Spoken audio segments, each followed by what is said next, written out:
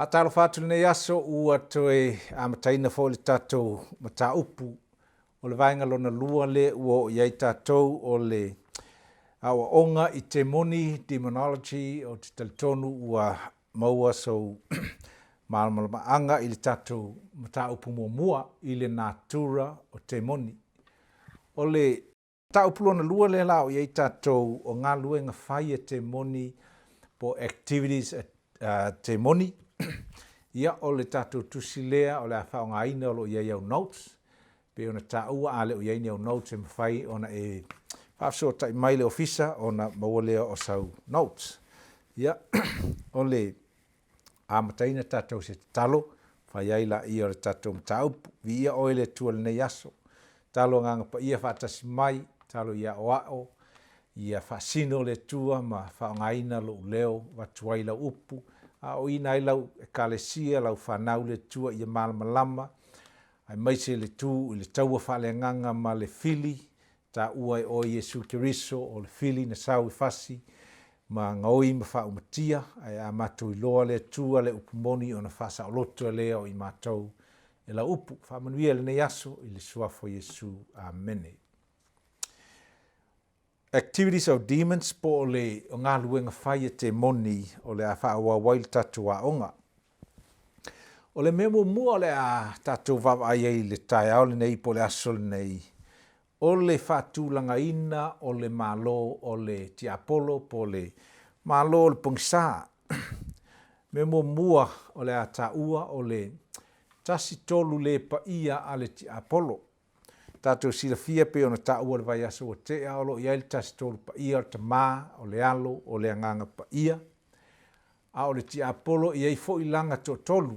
E taua i le whaalinga mua o le tarako, the dragon, o le equivalent po o le whaatusa le na i le tua le te mā, o le antikiriso, tusa o le whaatusa le a e whaatusa ia Yesu Kiriso, o le lona tolu, o le perfeta pepelo, ma le o le whaatusa lea i le anganga pa ia.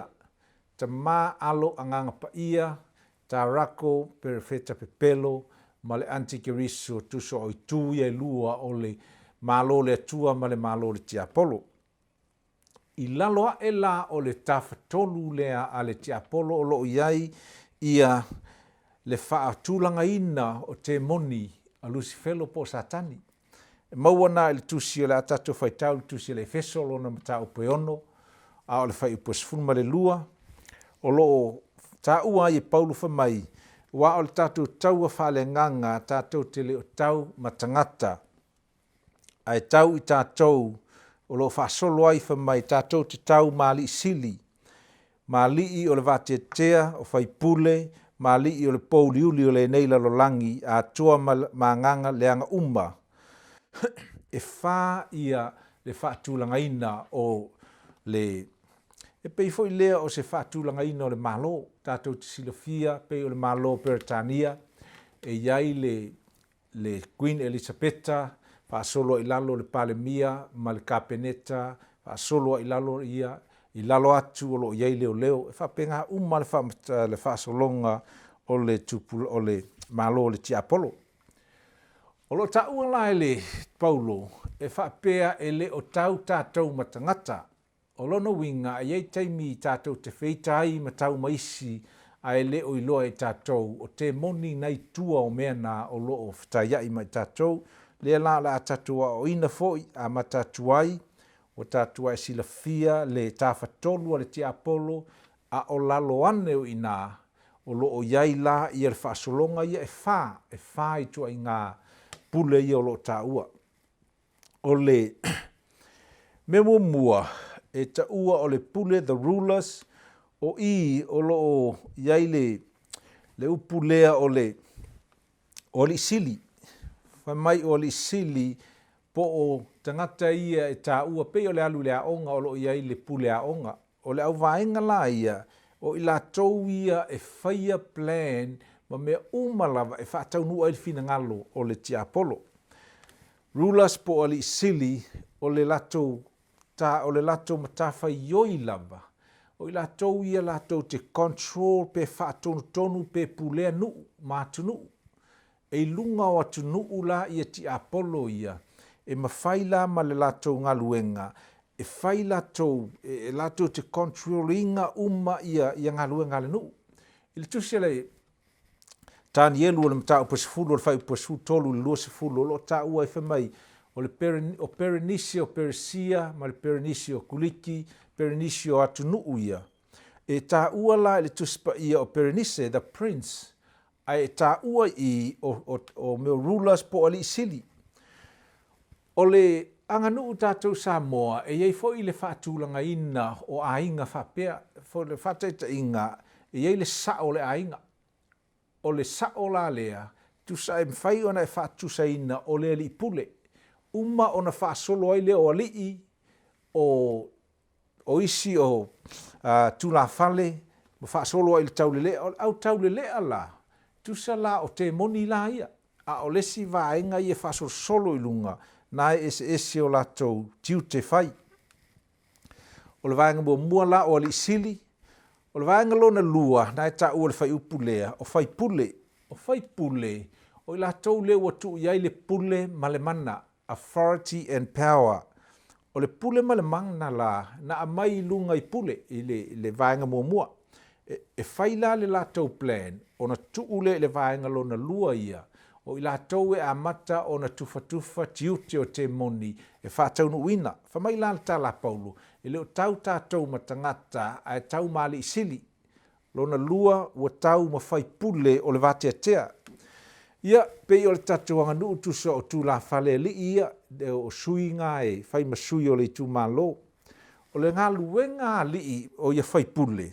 O lātou ngā luenga, lātou te atu le ngā luenga le atua. O le vaenga ia, o te moni ia, e masani na ngā lulue mai tua o i lātou lai i mea tau polkiki, ma mea o pūlenga malo, o le lātou ngā luenga lea. Lātou te tau mawhai la, ina ia mawhai o na tāwhia le alu o le whiaua le atua, po le ngā luenga le atua. I le e tele tusi le tuspa ia o lo ta ua i fo i le vaenga lea, pe o le tusi le ngā luenga, o le mata upasuma le tolu fa mai sa iai le whaatau la aitu, na alu atu Paulo, ai vai atu Paulo, o lo control e le tamaloa lea le pule o le nuu leo patamo. O lona winga, o anganga ia, lātou te control ina, pe lātou te tau mawhai e tā office o se mea tau oso tua le tala le lei, e tā ofi la le vaenga lea. O le, se whateita inga i le anganga lea, o le anganga o le wha Iesapela, the Jezebel spirit, o i e mawhai o na tāwhi o fia, mai ia le wha solo atu o peila o mea lofa le anganga pa ia o mea wha pena, e wha o ngā la whai pule e tāwhi o fia. I lalo o whai pule, o lo iai le si vaenga le e wha mai o mana o pule nuu, mo i lātou o lo iai le mana o le pauliuli. I le, se tasi taimi sa aluai se mamalanga i le nuu leo Darwin, sa mau atu ma whamai le nganga pa ia o lo iai, ni te moni te tele o lo o taunia e te te ma ua o ila e tau le whaipule. Ia sa e isi mena tupu ua la vea le mata vale le pito i tuana o whai atu le ia Helen o le mele na whai mai le nganga pa ia o lo iai i tu tonu e mawhai o na te te atu le ngaluenga le atua. O le sila vaenga lona tolu. Ia o le vaenga ia pei o le au pule nuu, lātou te puipuia, o i lātou foi la e mawhai o le vaenga lona tolu o te moni, o i lātou ia puipuia tali tonunga po le culture atu tonu o nuu, mo meo me tali tonu ai nuu, mana tua o pulenga i lunga, lātou te whaia le plan, o li o whai pule, o i lātou te le ngaluenga le atua, a o mana ia i le pongisā, o i lātou e ngā lulue i mawhauwhau o tangata ina ia mawhai o na talitonu i lātou i ngā luenga ma o onga whaati Apollo. O i lalo la le pito i lalo. O lo ta uai whai mai o anganga leanga o te moni la ia pito i lona wha. Lea la tātou te tala noa iai. O le tele lao i tātou. E malamalama i, leua malamalama i te moni. Ai le i malamalama i isi levo iai lunga. E te taulanga i loa. O te moni te le, ma te moni wheu lolo ma te moni la iti. ese le latou mana ma le pawa o loo iai. E le taulanga e taalo iai I te moni ia, le anga e moni o loo iai fo I le matautia o le mana whaati apolo o loo iai. Ai te loa, na mai e le tua le pule ma le mana ia I tātou e sili atu I le mana o le ti apolo. O le vaenga lona lua le a tātou vava iai, e iai meo o whailonga fo ia, le whailonga ai ia ia ngā luenga whaate moni, mo signs and symbols. Niso e tātou ua mautinoa nei ua ai ai whaalongolongo iai, o le mea mua o le mele o le ata o le whetū, e iai la le ata o le whetū po le star, e ta o le pentagram, o ina, e tā ua I o loa, e iai taimi e te waai le whetū, e iai fo I le fua Samoa o iai le whetū, e leo le whetū la leo te whai atuai, e iai le whetū e alu ai ma le seko po se li o I fafu, e iei taimi o iai le ata e te mawhai o na e vai iei o iei se ulu o le manu leo le oti, e te loa ina o le ata lea po le simpo lea, e whailo ai o le malo o le tia apolo. O isi taimi e te mawhai o na e vava iei I le mea o le whaatusa o le taimane o le triangle, e te maua e te vai iei I le tala Amerika o lo iei ata o le tala Amerika o lo iei le triangle whapena ma le mata o iei le mata le pito I lunga.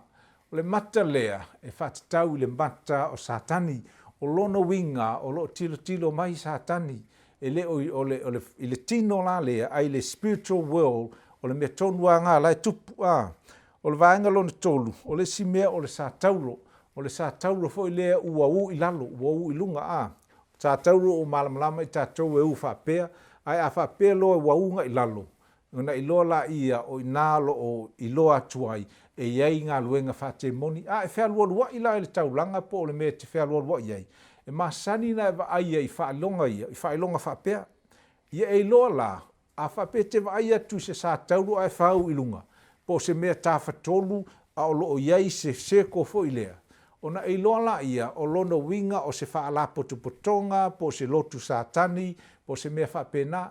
E mawhai fo ina e vai mea ia I tutonu I meo lava, meo leipo I lava, ma meo se vai mea whapena.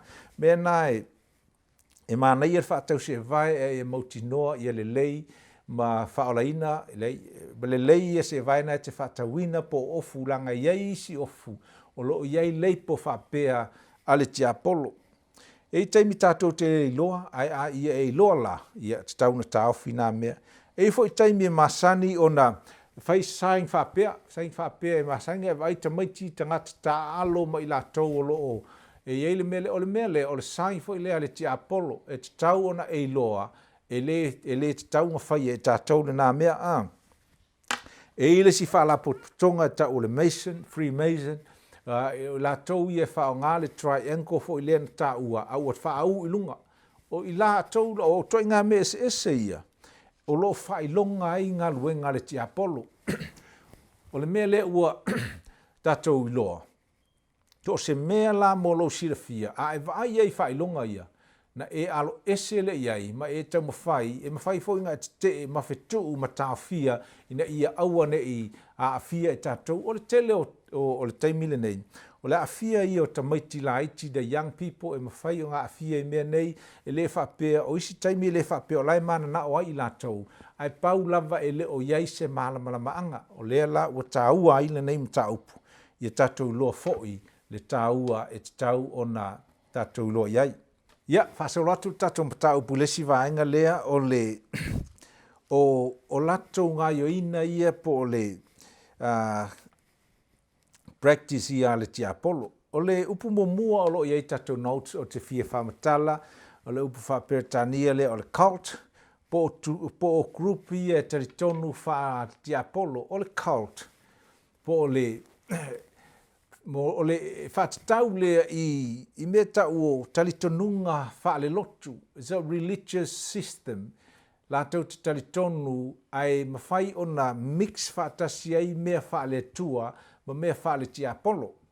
O le whataita inga e tele na, o le tele o group whapea.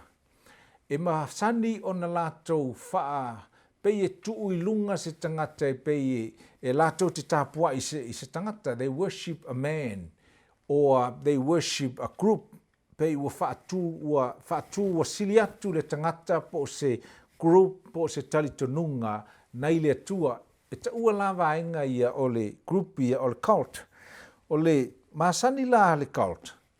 Po le group wha le lotu. E ta o le group wha le lotu foi. Po group wha le culture me wha pena. O le latou masani e wha se mafau tangata. E mawhai foi ona lātou whawhewhe I tangata, ina ia mawhai ona talitonu I le mea lātou te talitonu iai. A tonu ala vai taimile nei, e tele ni group, ai lua group e ta ua o le cult po o talitonu whaaletia Apollo, ai afifi ma o mai foi lea e pei o se group wha kerisiano, o le itulai o vaenga e lua, o le group lea o le ekalesia mamona, ma le ekalesia mo le maua Iova. Ia whaalongo leima ia langa e tāua le vaenga lea. O ekalesia ia, e tele, au le lua lea ua masani ei tātou. O ekalesia e maise le mamona, o le lei, o le tele i o onga le lei, ma ngā luenga le lei o lo whai e lātou. E a fo I lātou le tele o vaenga le tuspa ia, e taiwha pēr fo I le mo le maua Iova. Ai lua lava mea e te iloa ai le ese senga walai ona whaingoa ma whaatulanga ina group ia as cult e ese mai I vaenga kerisiano.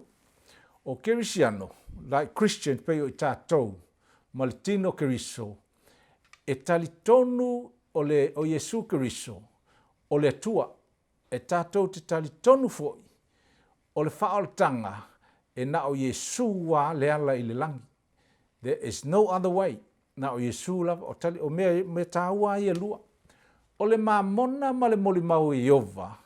E lātou te le talitonu o Yesu o le atua. So se group ala ma se o onga e o mai fai mai o Yesu e le o le atua, e le o se atua na I loa la ia e le o se group kerisiano o le group na o le group e le ta ua I le whai vele upu pālangi le o le cult po group e le talitonu I le wha kerisiano le tātou te talitonu wai. O lona lua e te fesili a whapela e o maini tala inga a tangata o ia e kālesia ia te oe. E te fesili la e fesili ia mua. O Yesu o se atua, o le atua, o le vaenga o le tasi tolu pa ia pele ai. A tali mai la o Yesu e le o le atua, e le o se atua. E ngā o inala e te ilo ai, e ese le Yesu o lo o latua o ina.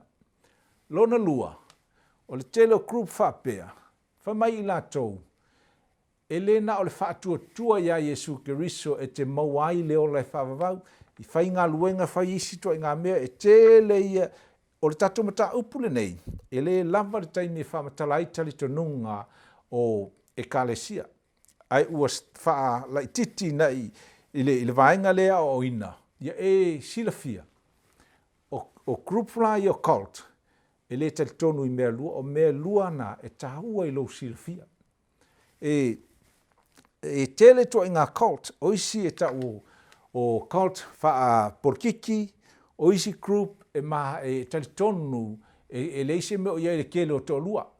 E ta o le polygamist.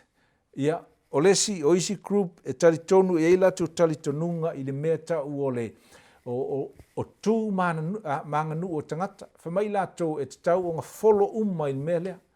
O lona winga la, a tātou le malamalama I le fionga le atua. E whaingo fie na whaasese ina o e group whapea. O le aso lale nei, o talitonu e maise mo I tātou Samoa. E tasi ale Yesu, tasi le tuspa ia tātou te talitonu iai, na o Yesu o le tasi tolu pa ia. So se mea lava po se o onga e whai mai e le o le atua Yesu, ia e te tauna e alo ese male mea na.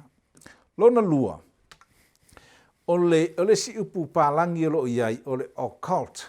E ese le cult, ese le occult. O le occult, tusa o ngā luenga whaatino ia a te moni. po o onga ma le whaatinoina o latou ngaluenga whai. Manatua o le cult o mawhauwhaunga ma o onga se e le wha le tuspa ia. A le occult o le whaatinoina ia ma latou ngaluenga whai. Le la tatou whaasolo atu o le winga o le upu o cult po le upu na lona lua iau notes.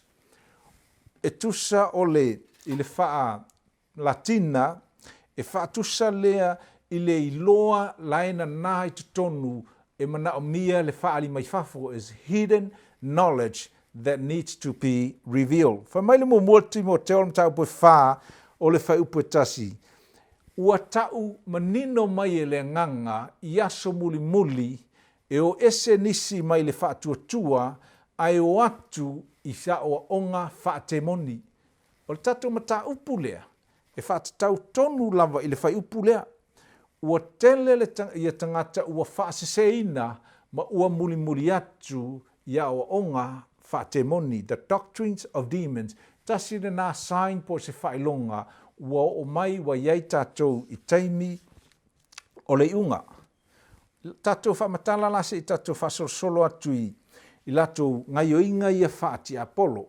O le mea mua, nai le number 3, i le wha pālangi ta ua le divination, o le divination tusa o lou whai, o le o whainga i o tonga fiti wha taula itu. Ngai te whaitawina o lo o iei le tele i le tusia le Levitiko, o se fulma le fitu, a e whaitau le tuspa ia Samoa. I le tuspa ia o lo ele te vai ai o le upu ai a lai whaonga o le ngā luenga whaataula itu po o le tonga fiti whaataula itu. E whaonga a toa la le upu tonga fiti whaataula itu po o whaataula itu. E whaonga ai ese la to winga i le whaperetania po le whapalangi. La whaiatu le whapalangi ma le whasamoa ia tau swani ia i tātou. O le upula le o le whaataula itu po le divination. Tusa o le whaingofia o le upulea. O le perofetanga le tātou malamalama iai. Tusa o perofetanga pepelo whaate moni. O le winga lea o le divination po le ngaluenga whaataula itu. O i lātou te whaia le mea lea. E taua o le sorcerers, po le witches, mo meo o itu, o yo whaataula itu. Mea ngai whaingatāe i le tātou ngangana whasamoa. La ngai tasi ale upu e whaamatala, mai a upu ese ia. Ai ese o lātou winga, ia se i whaafonga mai se i whaamatala atu. I le soto e lua sifuruma le lua, le whai upu sifuruma le valu. Whamai le tua, aua ne i ola se whaataula itu, aua ne i ola i lātou ia e whaia i ngā luenga ia. La whaamatala atu i si upu, ona whaalau te leila i o le tātou loa. O le si upu ngai tātou notes. O le upu le o necromancy. Tusa o le necromancy o le talatala noa lea matangata ua feoti. E ei la isi e whai latou ngā luenga whaapea. E talatala noa i e feoti, ina ia tau mai e feoti. Le mea e te tau ngā whai. Toi fo i le upu le divination. O lona winga o i lātou o lo whaia e whai la e lātou i e ta ua o whaataula itu. O whaataula itu, whaapalangi o witchcraft, o le lātou ngaluenga, lātou te talatala noa ma te moni, po o tangata whamai o tangata ua whioti. O na maila i o lātou whaamatalanga, ua whaamatala i lātou ia i lātou o lo fia suesuena le poto lea ma se mata upu ma se whiau o lo mana o aili tangata oti. O na tau atu o le tele i Samoa, e mawhai fo i o na tātou malamalama. O le tele i o toi ngā mea whapea, e mawhai o na alu le tangata ua sue le whaipele. O isi ua tātou malamalama iai a whai le fofo o le mai, e whamai lesi tangata ta o le witch doctor po o le vai whaataula itu, ia o ese o le a whaia le tātou, leo le a whaamalo le mai. Ao taimi ia, e wala awai le tangata le whaia le mea lea, i le anganga le te moni, e sau e mai le mea pepelo e whaasea i tātou, e le te tau, whamali tuspa ia, e le te tau ona tātou talitonu i mea ia, le anga e le fia ia i le tua, e whaasa e tau fia, i luma o le tua nei tua ngā mea. O le si mea lona tolu, o le mea le tau o le whai tonga fiti whaataula itu, o le whaataula itu o le witch, o le divination, o ngā luenga ia whai e a mai ai le prophecy, po le e tau mai ai le lumanai. A o le mele o le magic, o le whaia le o tonga fiti, whaataula itu ina ia mawhai o ngā whaauwha i tangata, ma ia mawhai o na talitonu ai le tangata. E lua lātua i ngā magic po o tonga fiti, e mawhai o na whai o tātou malamalama ai, tātou te vai le TV, e tele fo i mea o tālonga i te vai ei o lo iei mea i o tonga fiti a whaataula itu, e taula o tonga fiti papai, ma tonga fiti uli, the white and black magic. O i, e tātou loa, o mea ia, a whai tonga fiti e whai, o le tele o mea lai tua o tonga fiti, o te moni ese, e o mai whaatino, o mai mea whaapea, e iei taimi e whai i a magic po tonga fiti wha le tangata, e mwhai langa whai tricks e taula o le white magic, e mwhai ngā whai a trick e le tangata, e mwhai fo ina reveal ma toi whaai loa le sese ma le pepelo o le tonga fiti lai whai, a le meta o le black magic, o ina o lo involve ai te moni e iei le lato ngā luenga e whai. Whai mai la, i le tusi le whaalinga o le lua suma tasi o le whai upu e valu. O i latou o whai nei me uma, e le ai sesio i latou e o i le ola e whaavavau. O lona winga, o le whiau mo i tātou, a whaina e i loanga e involve i tua i ngā mea whaate moni, whaataula itu, whaitonga fiti whaataula itu, po lo a inga fui, e te tau nei o na whaamama oe. Whaamama oe, whaamama lo a inga, i le whai unga o le tātou mata upu, o le a whaia le tātou tārsanga, ina ia mawhai o na kilingi i tātou i nei me uma. E tau o le deliverance. O le si vaenga, i ei le upu pālangi, o le mele o le sorcery. Again, a whai tau le tusi Samoa, e whaakaula i uma le tau o ingoa le vaenga, le a ese latou vaenga, a latou ingoa. O le sorcery, o le whapālangi lea o le tangata fo i lea, e wala au le ke mongi, ia sau le te moni, e whaisanga show fo i le yoruma. E tau lai, o le wala auinga o te moni to create, to do something fo i lea, e whaau fo i tangata, i le whateita inga. Le ngā luenga e walu le whaipua iwa e o luas fulma le lima, sa iai le tala ia Simona whamai, o Simona o le whaataula aitu, o le whaitonga fiti whaataula aitu, e te whaitau iai, o le whaataula aitu lea. Whamai ua ofo uma tangata i mea le whaataula aitu lea, ma ua tele tupe ua maua e le pule o le whaataula aitu lea. E i le si tala lea whamai ngā, o le mele ngā na tuli ai ma ua sai ia Paulo Masila ma tuu i le whalepui pui. Ona, e iei le taimi na sau ai Paulo, ai o mai le au whai whaataula aitu ia whai lato mea, whamai la, e i se tasi o teine, o le teine la lea, i le tusi Samoa, o le whaataula aitu, ai le whaapalangi, e ese le level o whaataula aitu, o le sorcerer lea, whamai la le tala le tusi pa ia, ona ita he lea ua matua i ti ngā le loto Paulo. Ona whetuu la i e Paulo, ona alu ese ai la i o le ke mongi sai tutonu. O tangata i e whaia ngā luenga whaataula aitu. O la e kua i ke mongi ia, e kumu i ke mongi. Me ngai o i tatou vai whaakaula iku ma vai i e whai Samoa. E o fo i atu nune i u whai ai. O ma kua i ke mongi ia o kangakanga iai. E mana o mia le whaasa o loto i latou. O le tala la, le tala le tuspa ia lea, o le tala lea. Whamai ina ualu ese le te moni, ona le toe mauai le o tupe a le tamaloa e onga le teine le whaia ngā luenga whate moni. Ona ita le o le tamaloa, ua sai ma ua ave ai Paulo ua tuu le whalipuipui. O lono winga, ia ei loa. O le tele o ngā luenga whate moni. O ngā luenga foi e mauai tupe a tangata e whai o pisingisi. Ai, ia ei loa. O mea ia, e le ngata ina leanga ai ma lusi umai kupe anisi. Ao i e mawhai o na manu māloa i e le ti apolo le anganga, ma le tino, ma le mawhauwhau o le tangata a wā, i aua ne i o i le ola e whaavau. O le si vaenga o le i lātou i e whaia ngā luenga i e tau o le whataula haitu po le upu pālangi o le witches. Ai whaalongo me o le a witch and witchcraft. E pe ono taua e kasi al upu Samoa au whakaulaiku. Ai ese lato ngā luenga e whai. O le mea le o le witch, po le whataula aitu. O le latou ngā luenga e whai. E whao ngā le magic, e whao ngā le sorcery, mana tua o le magic, e sui ailo mawhau.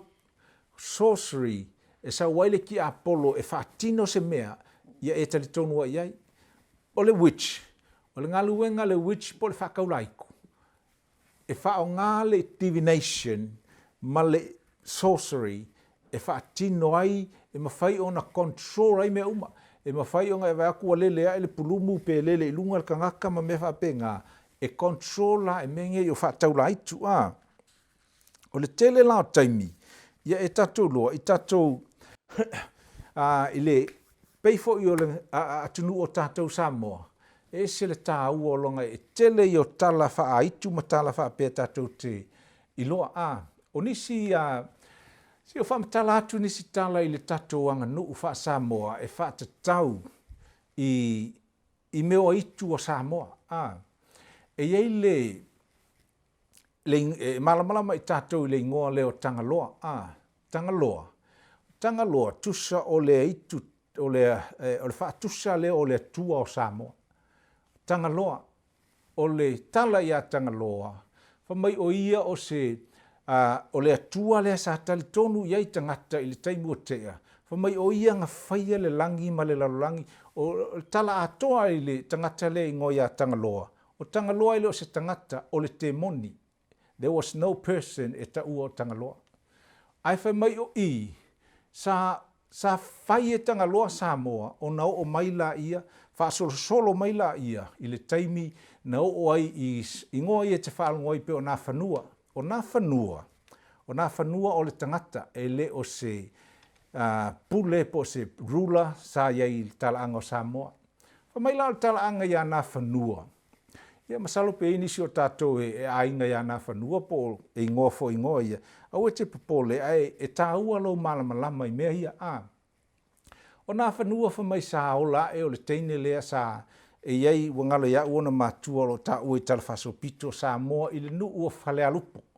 O whalea lupo, o lo iei le vaenga i whalea lupo e ta ua o le pulotu. O pulotu e ta ua o le whawhao sa walii. O i whamai o i o lo e o mai ia nganga ia e o mai tangata to o mai ia nganga.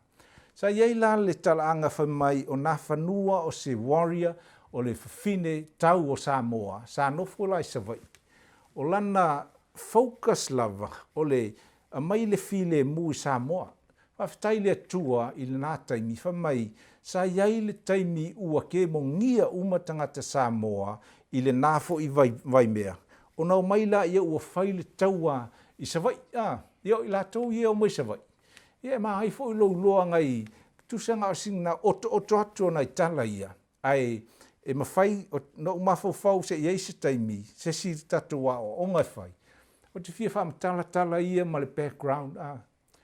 Whai mai la, o nā whanua, ina ua o i le taimi ua amata na whaasolo ma ua tupu le tatua atunu o Samoa i le malamalama. Sa iei le taimi na sauaila i o mali toa i a nā whanua, ina ua whaalongo i le taimi o taua Samoa. Ai o i, masalo o le anganga o le atua na whetalai i a nā whanua. Na whaila le tala nā whanua i a mali toa. Tusa o mali toa mua lea ua ngalo i a te au le ingoa o talama le langi po le ingoa e leo le mali toa mua lea. Ua sau ua tala noa i a nā whanua. Whai i a nā whanua. Po lale me te tau o ngā whai i a Samoa, e whamai le tala nā whanua. E māneia le tatou whaatali e tali i le langi se le malo Samoa. Tusa pe o se atalea, ua ngai o iai lea nganga pe o se prophecy e whaatatau i le tala lea. E le ilewa na whai le tala noanga lea, a mali toa mana whanua. I le tausanga tasi valu tolu se fulu o na o maila i o misionale, ngā o mai ua o mai i Samoa. Ua o mai Ioane Viliamu o ina o na sui ai leo le tatua o la tatua atunuu. Ua o ese mai ta i mea ia whaake mongi, ua matana o ese mai whaate mongi. O na sui la ia Samoa, whai mai ua leto e tali tonu Samoa ia Tangaloa. Au o tali tonu Samoa ia Yesu. O ina na amataina ai na o mai le tala le lei ia Samoa. Tai i le tua ona o le nā mea matautia, ua o mai le tatou atunu. Whaasosolo mai la ia isi mā le toa, ua umatu le mā le toa mua sau le mā le toa lona lua, o vainu pō, o lana whanau, o mā le toa tanu mawhili mua, ma le lona lua le sa to telo i tātou na ola mai, o iai mā le toa le lua, tanu mawhili le lua, o au ngā mā le toa ia. Ia awha pe o se tala le wha matala atu, ia se i koe wha sa o le lei ia kua se skeimi. Ai ia ei loa le wha solonga mai o le tala le lei, pei o le mea ua wha matala fo i nei aso. O nau ese la ia o talitonunga ma itu ia wha Samoa, wha mai fo i le tala. O nā whanua e to o lua lana whanau. O le si la o na atali, o le tama ma le teine. Wha mai ei le aso nga misai le tasi o whanaua, a nā whanua ma lona ango i ngoi a moa. O le tala lea, o ina mafua mai e le ingoa Samoa. O na whamaila i o le atali i o nā whanua. Ua kua i wha sa lo ango le ngoi a moa. O nga koe sau i le tatou. That's where the word Samoa comes in. I le lama le tatou taimi au te fia ta ua nga isi, na isi mea pe o le tele sa O le tele sa le tasile haitu o Samoa Tele sa mai o le teine, o le kemongi o le teine. These are the rulers ma mea itu sa ta ua i ngā wai taimi i Samoa. Ai te lo, ina ua o mai le tala lelei, ua o mai le malamalama ia i tātou. Ua mai le atua le pule ma le mana, tātou te ave ese ai ngā luenga le tia apolo. Ma nei e fo i lau whaafonga le nei asu, ona o tele i tātou Samoa, e tele i o itu ma whaatau la itu tātou te talitonu iai. O le sila me ia eiloa. O ngā luenga whaatau la itu ma tia apolo. This is demonic activities we are talking about. Wa umano whaamatala mai le upu pālangi o divination. Divination o lo wala aulea i se poto, i whawhatu le tuspaia, whaasolo mai neurocracy, malesi mea na tatu tala noa, sorceries o le wala au i ke mongi o mai i whaingi mea, whaasolo mai la i a witchcraft, o witchcraft la, e tele la ko i ngā mea whaia i latou. O tatu ta ua atua o Samoa me whapenga, o tua o ngā luenga ese umai te moni e whaia. O le silanga luenga ale au whataula itu. O le whaonga inga o le divination. Po le whataula itu. Me lenga mako i lefi fiele tu i mea ia. E mawhai o ngā tau mai le o le e whamai e whai o le the palm reading e whai tau le lima. O isi la i le whai taimile nei. O le kele i o whale o loa. Ai mai sea mā keki. E ke vai i kama i whale o loa o whakaula iku whapea. It's all over. E ke maua fo i kongo le mall. You can see the shops everywhere. Ai alu i makeki sa matu i Cairns i le amatanga o tausanga le masangi o alu i Cairns. O ina e te vai e le tele o whale o loa o whakauraiku. O le tele e mawhainga o whianga whasea le tangata. O lato ngā luenga lai whai. These are some of their work. O le palm reading, e ke laku o lai whai kau mai le, ia mea i o le lima o le tangata. O i, e umanga whai kau, o ngā whaila i le ke mongi, sau lai wha makala mai le lumanga i o le tangata lea. O le mea la, o le kele o gaka, e oko kongi le au whai kau lima. E whai kau wai lako lima, ai le whai kau kuspa ia. O le singa luenga le au whakau la iku e whai. E tau le whaperetani o le astrology o le sueina le o whetū ma pāngeka o le langi. O isi la o i lātou, e le whaikau lima, ai whaikau wheku, o lou star po o lou whetū, te loa. Ke le i o Samoa, ke mantua aso la toa wa ai algus pepa Samoa, o loo sauai lesi kolom le ngā whamai, o lou whetū, o whaikau akula ai whamai, a whapenga e whangau le masinga lea. O lo inga o le ingoa le o lo wheku, o longa winga, o le mea le la kupi ake, o te loa, o le kele i o ka kongo whaikau wheku, e te loa, au ke koe whaikau whetū, whaikau kuspa ia, o le whetū, o le mea ti apolo. O le mea la masangi whai ngoe, ngā whai e le vaenga lea. E lātou te vava ai whetū o le langi, ngā lātou whai taula ia le masinga ngā e whanga wai, o au la, te o whangau ia iulai. Au tilo la ia aso la, te matua aso la. o vai e iai le mangunga o le kanesa, pei o le cancer, ia, na o whapea la ia sole, ma kua pe pelo ange imea. E iai le taimi o lo fia e whai kau wheku yasola. Ai ina ua o malama lama i mea wha kaura aiku lai whai ai. Ua uma ua lewanga wha mamanga me. O le asa vole nei. A wha pia o whaima e whai kau wheku. Ia ua ka kau anga kiriva oi. Po le ala ka kourisi leo whai. A wha pia nga whai vai. Wha kaura aiku lo a inga nga e whai. Vai wha lau a kau. Nga ke loanga involve vai lo a inga. O le aso ngai kau wha maa ilanga o mea wha ke mongi mea nga. Wha mai e lefi fia ile tua. E matua ino i ile tua i mea ia a. Astrology, whai kau wheku, o le whai kau lima, le sa o whakaika inga umanga o le mele o le divination. O le divination, po le whainga o ngā luenga whataura itu. E iei teimi e ofa i e unu ngā li i teimi o te ea lato whangau, e o whai le sacrifice. E leo koe whai mea ngā aike roa, ngā whai sa mo yaso mea ngā. I yaso la i e toi ngā mea. O le si mea, e ta o le horoscope. O le horoscope, a e whaalonga mai ai, e ke lea upu ese ia. O le whaikau lima, whaikau wheku, ma le whaikau o le craft po le chart po le ilunga o le. A e alula le official ka whai horoscope, po le fortune tellers. E kalangoa mai a ke oe nga interview lea, a kilo ia nga whaakusa la ilunga le wall, nga whai mai la ia, o le kausanga lea, le la kupo ele mele ia oe, whaasolo whaapere la ko vai mai, o le la e whai poipo ma, o le kamalo lele, e ka uakun ka hakala lua whai poipo, ka uakun me whapenga. O le makua ke mongia o ngā mea. Aua ke alu se whai kaulo lima. Aua ke kilo le pepa po le internet e su ailo wheku. Aua ke wawa ai le akala e whai mai, le ke mongi e ke ilo ailo luma ngai. Ua i ailo luma na i le atua, o le mele e tau mawhai le tia apolo e ka fia le supernatural, ina ia auange i loa le tangata le fina ngalo le atua. Whaftai wa e si la fia mai whaalonga mai tatua aonga le asol nei. Ia i loa ese, ma ia i loa o na tau fia ngalo e ngā tia apolo. Ia ele o toi umi le tatou taupu. E le si mea fau, iaso ngai ka o le New Age. O le New Age, o le, o fau le o iei nei, ele i levani, pe ua fastfulu, limasfulu tausanga, o lo, te lo tatou Samoa ele o malamalama i mea ngai, ai te loa, pe la o tatou ngai Brisbane, o le kele i o fale o loa, New Age, po fale o loa, o whakaurai kure iai, e ke kamisolo ai le mōru, ngai ke oso kua le kele o fale o loa whapenga. O le aonga le New Age, po o le potofou, e whai mai o oe o le atua, e a kua o makangaka. Ia, la uloa le a whaale le telestala e whai ngā.